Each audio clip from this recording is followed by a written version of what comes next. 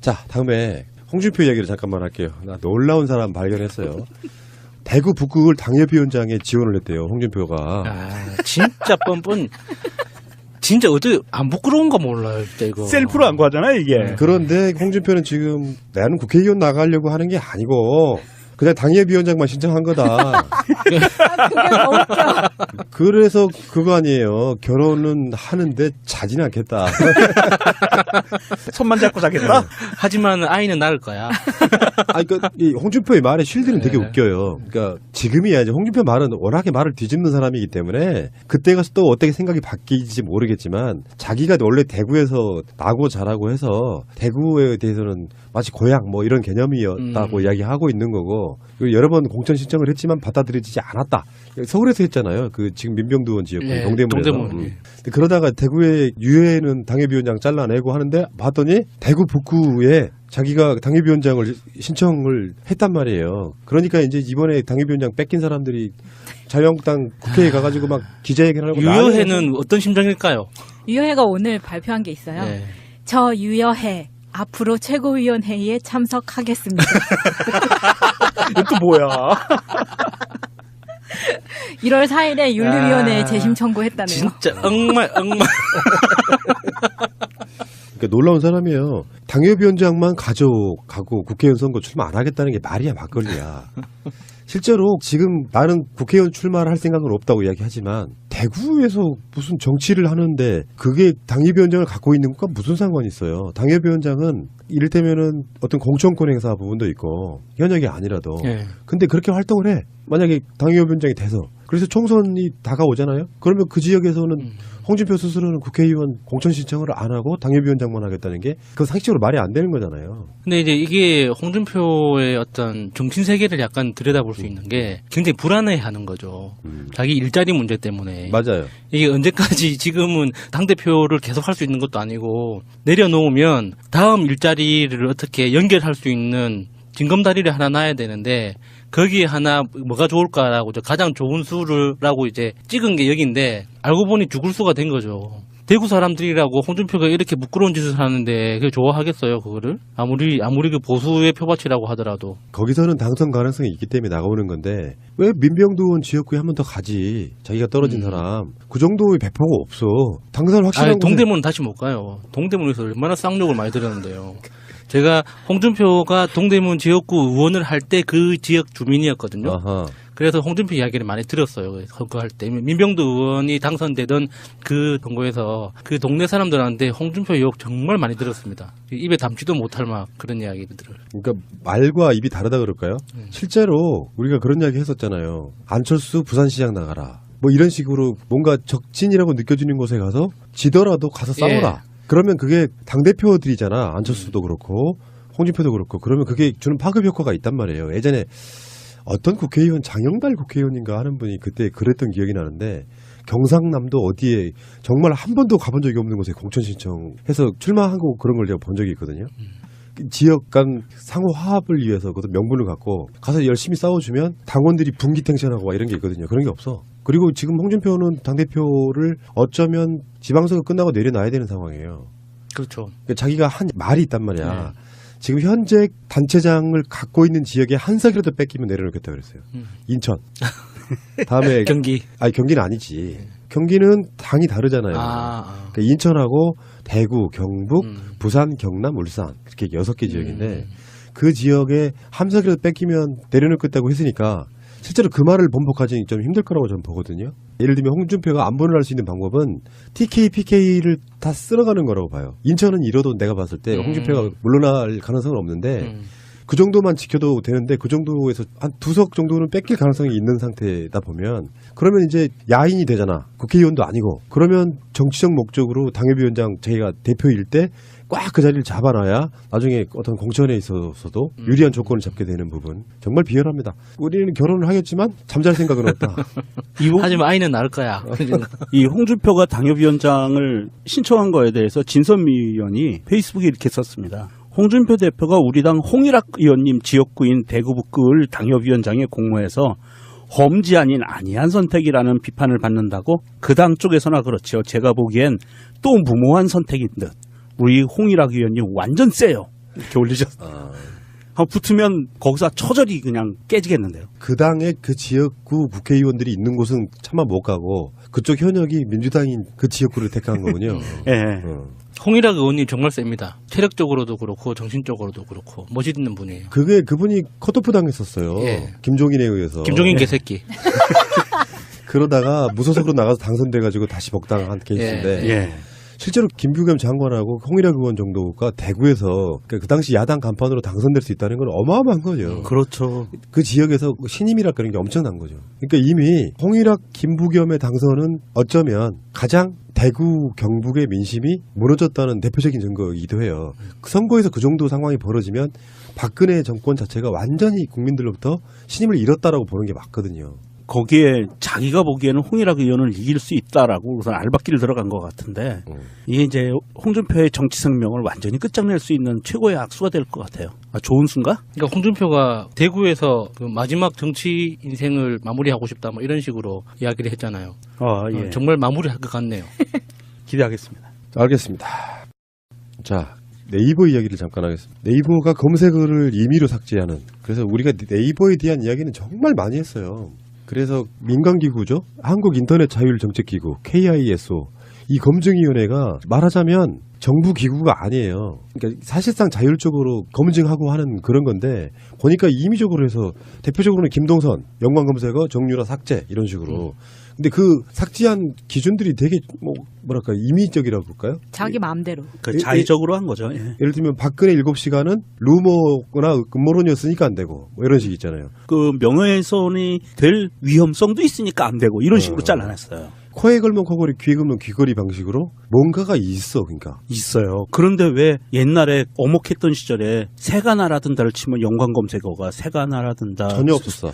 있었어요. 새가 날아든다 푸나 새가 날아든다 어디지? 아니 그 말이 아니고 그 말이 아니고 다음은 첫 화면에서 새가 날아든다를 치면 연관 검색어가 떠요. 다음이었구나. 근데 네이버는 첫 화면에서 새가 날아든다를 치면 연관 검색어가 전혀 안 뜬 상태로 맞아요. 바로 검색하게 돼. 서지스트 기능이 새가 날아든다 팟캐스트는 전혀 없었어요. 신기하지 않아요? 네이버가 사실은 더 활발하게 이용자가 많으니까 활발하게 검색했을 텐데 네이버가 한국 사회에 끼치는 해악이라는 게 사실 저는 생각보다 굉장히 크다고 생각하고 주장하거든요. 대표적으로 우리가 이제 이렇게 지금 여러 기자들을 보고 기레기라고 하잖아요. 그리고 우라카이라고 하는 말 있죠.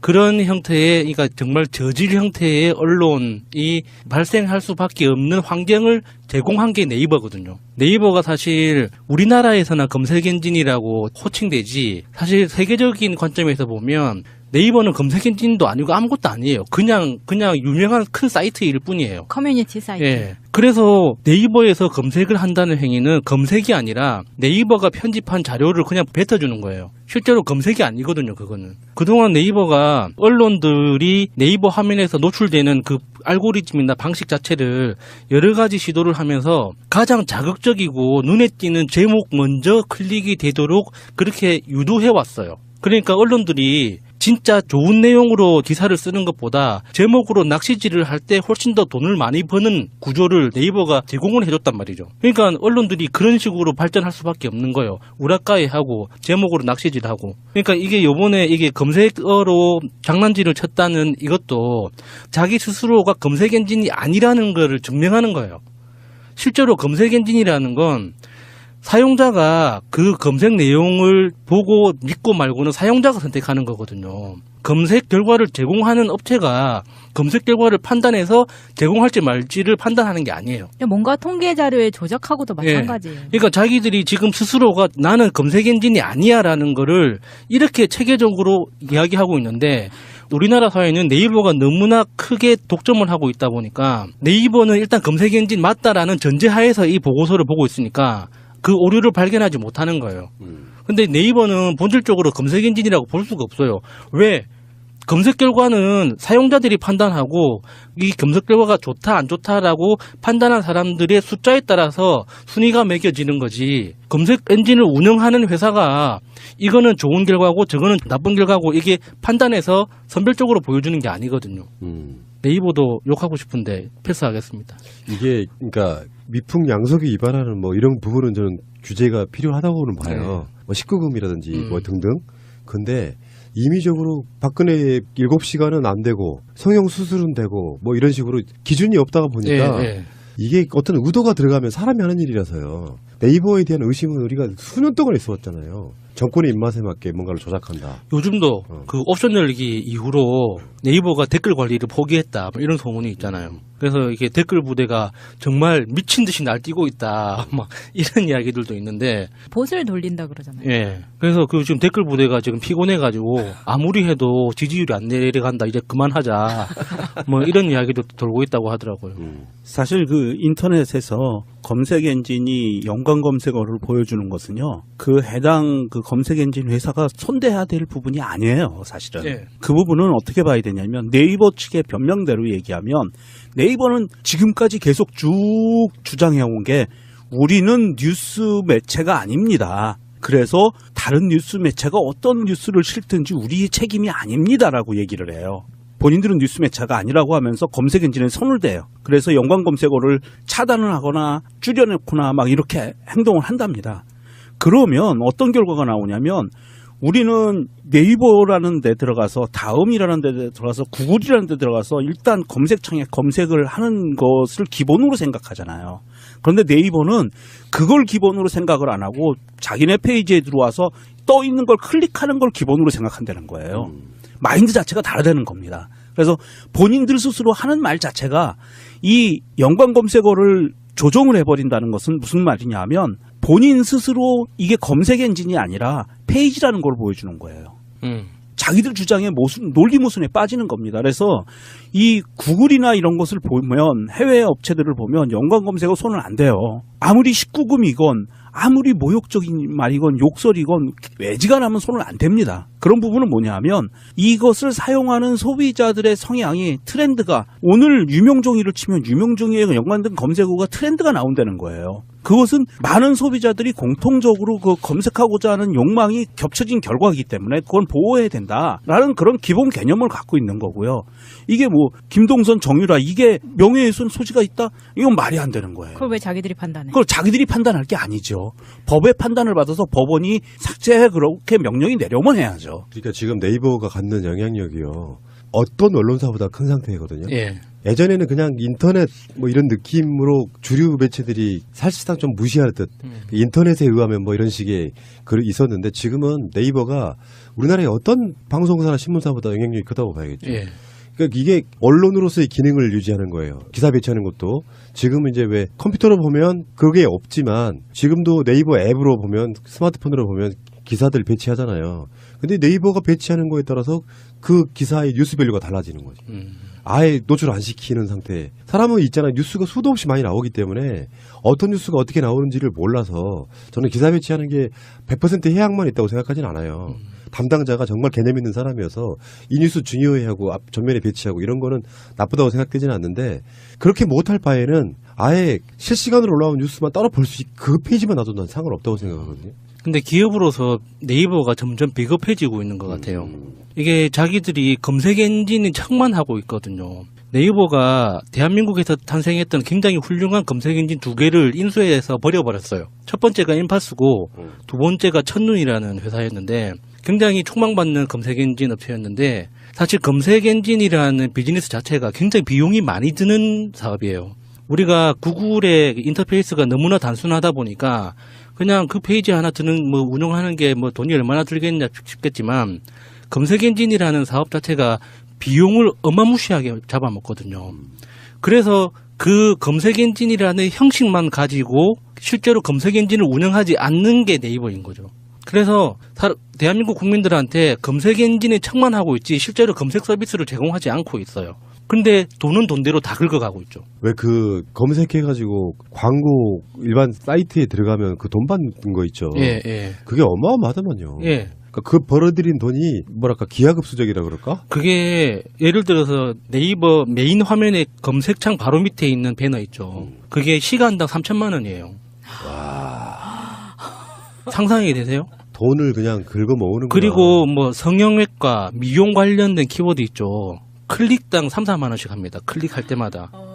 그런 광고를 하시는 분들은 뭘까? 난 궁금해. 그러니까 그런 분들은 시장 점유율을 놓칠 수가 없기 때문에 울며 겨자 먹기로 하는 거예요. 경쟁이 심하지만. 그 경쟁에 한번 껴들어 본 적이 있었어요. 네, 그거 진짜 저 제 사람 개미지옥. 진짜 피말라. 개미지옥이에요. 예. 그리고 그게 경쟁 업체들이 다 와가지고 막 클릭하거든요. 부정 클릭을 예, 해요. 그런 것들도 다 막아내야 되고 예. 굉장히 노가다예요.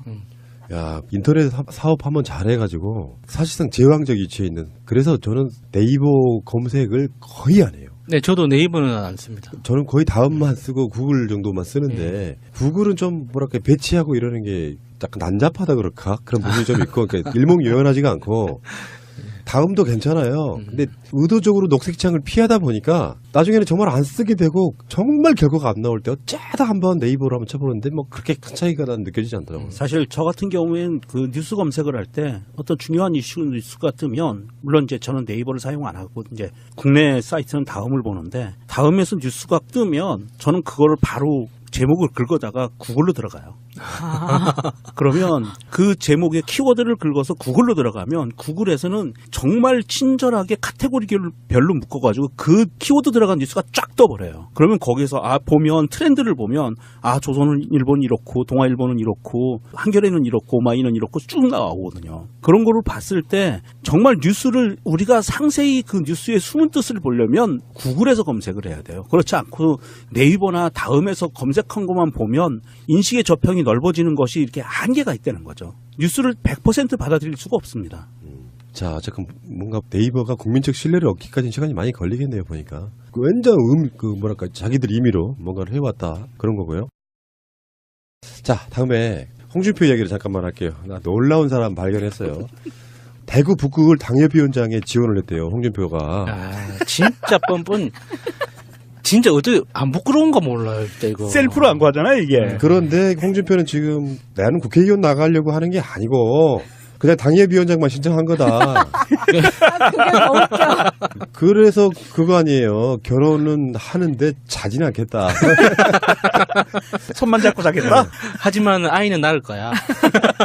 이 홍준표의 말에 쉴드는 되게 네. 웃겨요. 그러니까 지금이야 이제 홍준표 말은 워낙에 말을 뒤집는 사람이기 때문에 그때 가서 또 어떻게 생각이 바뀌지 모르겠지만 자기가 원래 대구에서 나고 자라고 해서 대구에 대해서는 마치 고향 뭐 이런 개념이었다고 이야기하고 있는 거고 그리고 여러 번 공천 신청을 했지만 받아들여지지 않았다.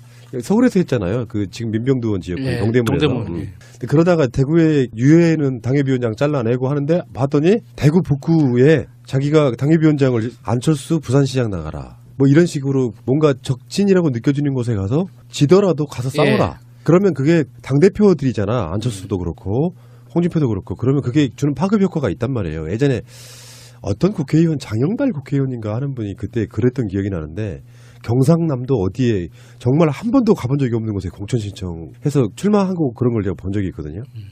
지역 간 상호 화합을 위해서 그것도 명분을 갖고 가서 열심히 싸워주면 당원들이 분기탱천하고 이런 게 있거든요. 그런 게 없어. 그리고 지금 홍준표는 당대표를 어쩌면 지방선거 끝나고 내려놔야 되는 상황이에요. 그렇죠. 그러니까 자기가 한 말이 있단 말이야. 네. 지금 현재 단체장을 갖고 있는 지역에 한 석이라도 뺏기면 내려놓겠다 그랬어요. 인천. 다음에 경기. 경기는 아니지. 경기는 당이 다르잖아요. 그러니까 인천하고 대구, 경북, 부산, 경남, 울산 이렇게 6개 지역인데 그 지역에 한 석이라도 뺏기면 내려놓겠다고 했으니까 실제로 그 말을 번복하기 좀 힘들 거라고 저는 보거든요. 신청을 했단 말이에요. 그러니까 이제 이번에 당협위원장 뺏긴 사람들이 자유한국당 국회에 가가지고 막 기자회견하고 유효회는 어떤 심정일까요? 유효회가 오늘 발표한 게 있어요. 네. 저 유효회 앞으로 최고위원회의에 참석하겠습니다. 이것도 뭐야? 1월 4일에 윤리위원회에 재심 청구했다네요. 진짜 엉말. 그러니까 놀라운 사람이에요. 당협위원장만 가져가고 국회의원 선거 출마 안 하겠다는 게 말이야 막걸리야. 실제로 지금 나는 국회의원 출마를 할 생각은 없다고 이야기하지만 대구에서 무슨 정치를 하는데 그게 당협위원장을 갖고 있는 것과 무슨 상관이 있어요. 당협위원장은 이를테면은 어떤 공천권 행사 부분도 있고 현역이 아니라도 네. 근데 그렇게 활동을 해. 만약에 당협위원장이 돼서 그래서 총선이 다가오잖아요. 그러면 그 지역에서는 홍준표 스스로는 국회의원 공천 신청을 안 하고 당협위원장만 하겠다는 게 그 상식적으로 말이 안 되는 거잖아요. 근데 이제 이게 홍준표의 어떤 정신 세계를 예를 들면 홍준표가 안보를 할 수 있는 방법은 TK, PK를 다 쓸어가는 거라고 봐요. 인천은 이뤄도 내가 봤을 때 홍준표가 물러날 가능성은 없는데 그 정도만 지켜도 되는데 그 정도에서 한 2석 정도는 뺏길 가능성이 있는 상태다 보면 그러면 이제 야인이 되잖아. 국회의원도 아니고. 그러면 정치적 목적으로 당협위원장 자기가 대표일 때 꽉 그 자리를 잡아놔야 나중에 어떤 공천에 있어서도 유리한 조건을 잡게 되는 부분 정말 비열합니다. 우리는 결혼을 하겠지만 잠잘 생각은 없다. 하지만 아이는 낳을 거야. 이 홍준표가 당협위원장을 신청한 거에 대해서 진선미 의원이 페이스북에 이렇게 썼습니다. 홍준표 대표가 우리 당 홍일학 의원님 지역구인 대구북구을 당협위원장에 공모해서 험지 아닌 아니한 선택이라는 비판을 받는다고? 그 당 쪽에서나 그렇죠. 제가 보기엔 또 무모한 선택인 듯. 우리 홍일학 의원님 완전 세요. 이렇게 올리셨어요. 붙으면 거기서 처절히 그냥 깨지겠는데요. 그 당의 그 지역구 국회의원들이 있는 곳은 차마 못 가고 그쪽 현역이 민주당인 약간 들여다볼 수 있는 게 굉장히 불안해하는 거죠.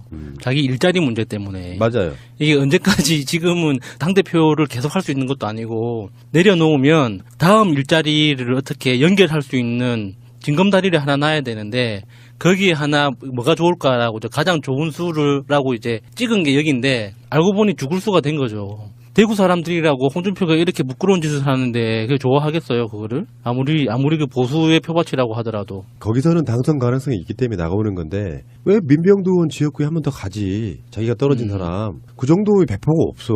당선 확실한 동대문은 다시 못 가요. 동대문에서 얼마나 쌍욕을 많이 들었는데요. 제가 홍준표가 동대문 지역구 의원을 할 때 그 지역 주민이었거든요. 아하. 그래서 홍준표 이야기를 많이 들었어요. 선거할 때. 민병두 의원이 당선되던 그 동구에서 그 동네 사람들한테 홍준표 욕 정말 많이 들었습니다. 입에 담지도 못할 막 그런 이야기들을. 그러니까 말과 입이 다르다 그럴까요? 실제로 우리가 그런 이야기 했었잖아요.